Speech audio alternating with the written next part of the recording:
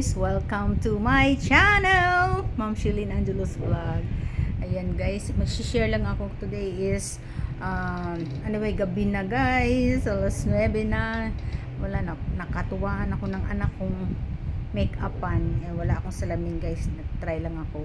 Minake-upan niya ako, gusto niya talaga akong tagalan niya ang sinasabing gusto niya akong make-up, parang pinagpa-practicean niya ako. Kasi nung minsan nangangati ako ba. Ngayon, sabi, pinagbigyan ko na guys, pinagbigyan ko na siya na make-upan niya ako. Ayan, siya na lahat ng make-up pati sa hair ko. Ewan ko anong ginawa niya sa hair ko. Kinulot-kulot niya, hindi ko maintindihan. Tapos, yan, ang tagal pala, ang dami. Hindi ako sanay mag-make-up talaga guys.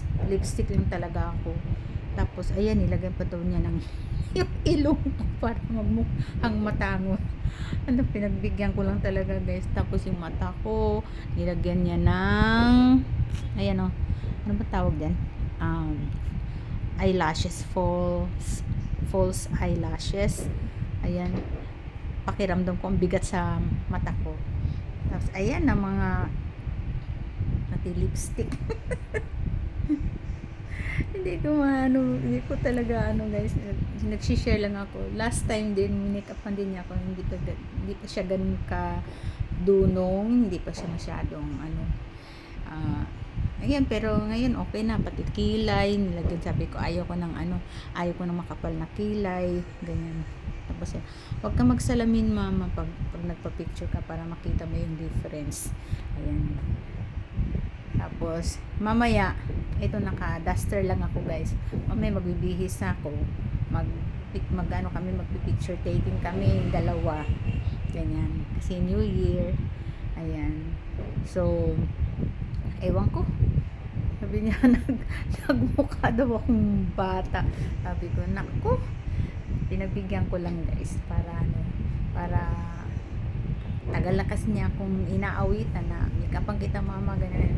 Ayoko talaga kasi nangangati nga ako, pati nga sa lipstick guys, nangangati ako tuwing ipapahid niya yung mga lipstick,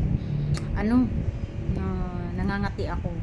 Pero this time iba na yung mga products na ginagamit niya. Wala akong pangangating naramdaman, even sa lips ko wala.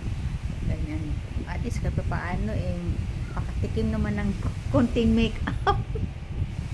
Hindi na ako nagsimba ngayon guys, bukas na ako magsimba, January 1, kasi takot na ako, ang dami na narinig niyo pa, ang dami na nagpapaputok yung usok niya. Sarado nga yung mga bintana na para hindi makapasok yung mga usok. May ng konti, sasara ko na yung pinto.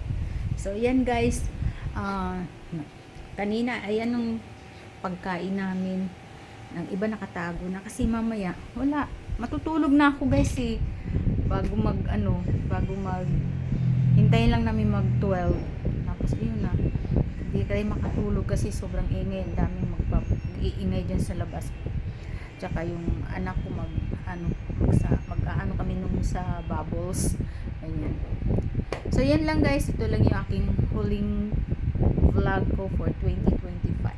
Happy New Year! God bless!